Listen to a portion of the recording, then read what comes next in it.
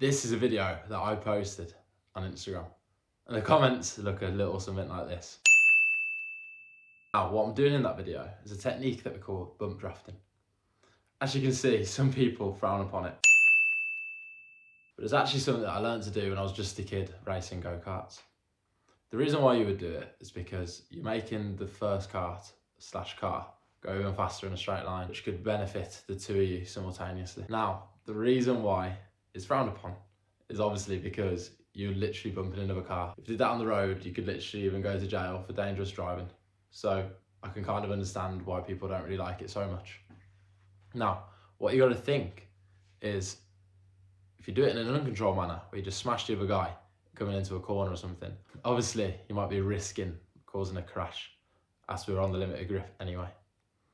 But under very specific occasions, for example, trying to break away from the following pack or catch up to the leading pack ahead, it can be very, very beneficial.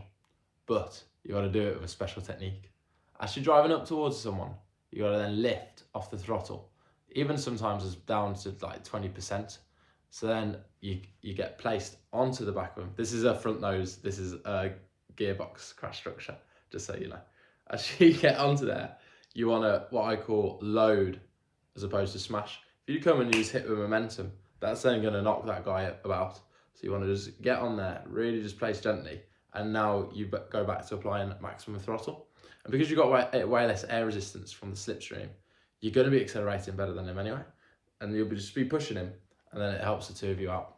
So you've got to be very careful how you do it. In this video here, I did it wrong. And now I'll be playing the video. Because in that, I was just staying flat and I was just hitting the guy at the back. And now that was very immature of me. I was probably only 17 at the time and I would never do that now. But it's just when you're getting greedy with the adrenaline.